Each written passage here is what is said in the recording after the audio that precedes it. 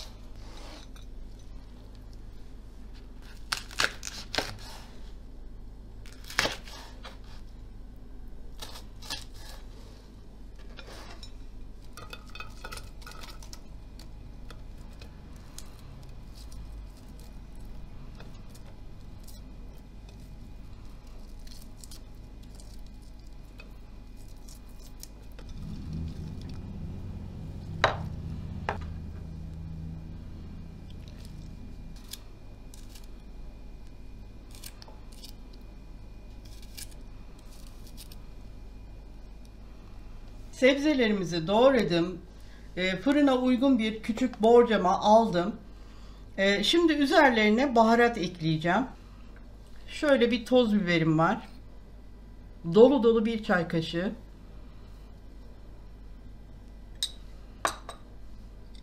Karabiber. Şöyle yarım çay kaşığı kadar.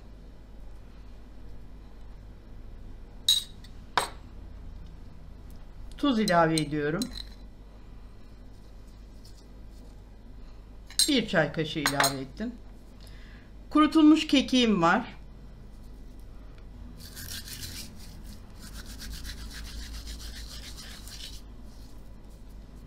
Biraz daha ilave edeceğim.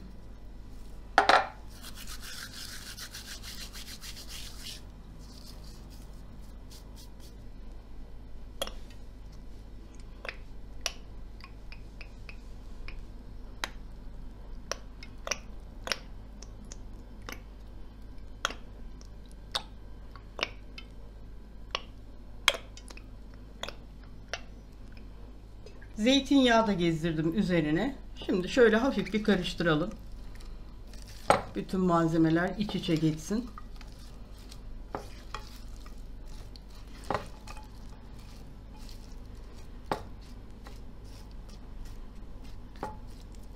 Evet, bütün malzemeleri borcamın içerisine alıp baharatlandırıp yağ da döktüm. Karıştırdık bir güzel.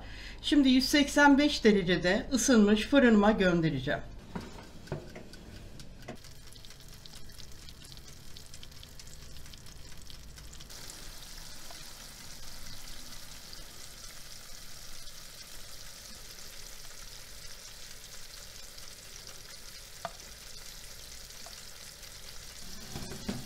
Sebzelerimiz çok güzel pişti fırından. Şimdi kapatacağım ve çıkaracağım.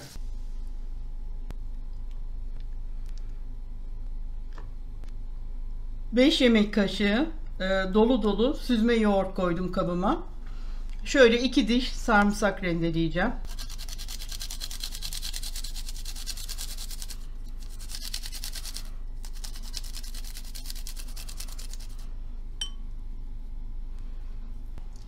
Şöyle bir tutam dereotum var. Bunları küçük küçük doğrayacağım.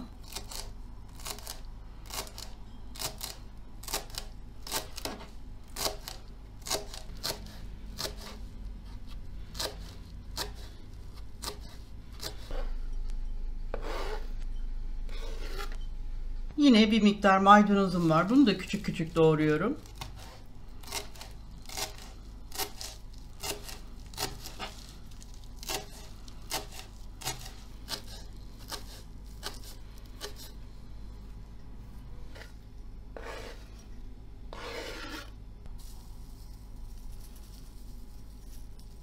Bir çay kaşığı tuz ilave ettim.